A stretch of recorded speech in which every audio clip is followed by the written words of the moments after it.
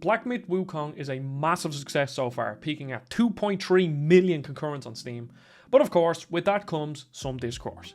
I'm not here to discuss the stupid content creator guidelines.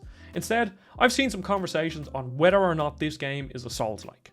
And genres can be quite dumb. They can be as useless as action-adventure and as complicated as Metroidvania. And I know we gamers know what Metroidvania is, but if you're a casual player, how are you supposed to know what a Metroidvania is? It's a nonsensical amalgamation of two games that have similar elements, but at the end of the day, Castlevania and Metroid play completely different. And don't get me started on roguelikes. And that brings us to Black Myth Wukong. Some people call it a Souls-like, others don't. I mean, Souls-like is one of those genres that people argue over a lot. And again, for a casual gamer, what are you supposed to take from Souls-like? The nice thing about it is that the first Souls-like game was only released 15 years ago, so I think to determine if Black Myth is a Souls-like, we have to go back to its roots. And luckily for me, I just beat Demon Souls, Dark Souls 1, Bloodborne, Elden Ring, and played some of Sekiro in the past couple of months. And I have some videos up, so you should go watch them. Anyway, Demon Souls started it all, and I think it has almost every essential element of a Souls-like, and nothing has changed really from the initial formula since that game released. So what are these essential elements, I hear you ask? Well, I've narrowed it down to 3 main elements, and then a few minor ones that can help a game's case in being a Souls-like. So bear with me while I explain this, and also let me know if you agree or disagree with me in the comments. So let's start with the staple of the genre in my eyes, and they are bonfires. And do you know why I think it's a staple for the genre? Because Borderlands 2 had a bonfire in it for a Dark Souls Easter egg. But all joking aside, a bonfire, or a site of grace, or a Black Myth's case, a keeper shrine, is a must. They're a place of respite, a rest from the horrifying enemies that have tried to destroy you, a place to catch your breath before a boss fight. And I know what you're thinking. This is just a save room, something that the likes of Resident Evil did years before, and they do exactly what I just said. But the difference with a bonfire, and why it's a Souls-like element, is that they respawn enemies. And this is a must, a non-negotiable element. If a game doesn't have a checkpoint that respawns enemies, then it isn't really a Souls-like. And the Keeper Shrines in Black Myth do exactly that. And even if you disagree with this point being essential, they improve the pacing of the games by giving you the moment to take a breather. And because the Souls-likes are so hectic, that moment of respite is essential in my eyes. Bad luck. And to follow up on the reason for needing respite, the second essential part is the element of danger. I've broken this up into a must-have part and a few non-essential bits that help the game. So when you think of your first time playing a Souls game, what do you remember? Do you remember every enemy being able to kill you in a couple of hits? Do you remember walking slowly around every corner with a shield held high, hoping you wouldn't get jumped on? Because that's what I remember, and it's one of the most important things about a Souls game. Even the small basic undead or a rat can kill you in a couple of hits, giving the games a different feel from most other action games. Because if you take something like Devil May Cry for example, they're really difficult games, but a low level puppet enemy can kill you in 3 hits the same way something can in a From Software game.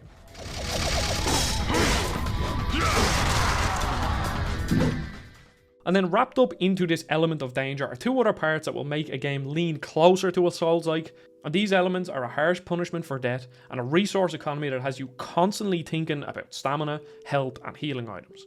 There's nothing more tense than when you die with 20,000 souls and you have to make the trek back to them. You can try the dangerous route and sprint directly back, or you can take your time, kill the enemies one by one and play it a bit smarter, and in most cases I just did the dumb option.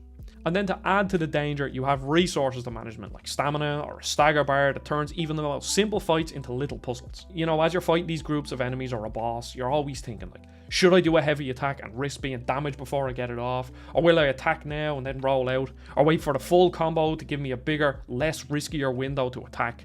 And then on top of that, you have to manage your healing items. I think having a replenishable flask like an Estus is the most Souls-like of the healing items, but Demon Souls, Bloodborne and Dark Souls 2 have consumables that drop from enemies. They're still finite, but you have more than in the likes of Dark Souls or Elden Ring. And I guess they are replenishable because every bonfire you rest at, you will replenish back to the maximum that you can have. But it's just a, slightly different element. And I think this all perfectly plays into the third essential part, which is a focus on boss fights. And it's extremely fitting for Black Myth because it's mostly a boss rush game with some levels sprinkled in between. So there's some points where you'll go from one boss, a small walkway, another boss, and then another boss directly after. And I've played boss rush games before, but by God, there are a lot of bosses in this game. Any conversation surrounding a Souls game or a Souls-like game is mostly about the bosses. It's one of the reasons why the community is so strong. Everybody has their own story of a boss that absolutely destroyed them.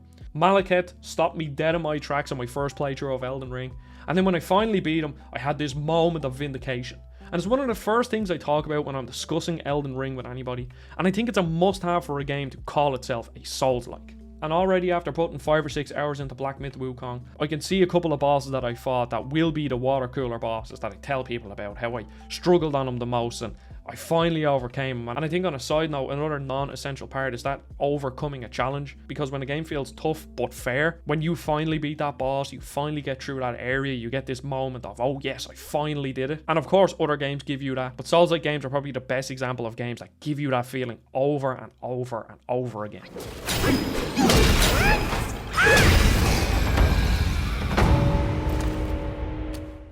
Now I do want to address one thing, and that is Souls-like versus Souls-light.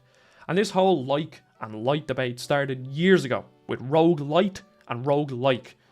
And I think it's a pretty pedantic one. The argument was that a roguelike had to have turn-based combat and the other elements like randomly generated levels, bosses, items, and things like that.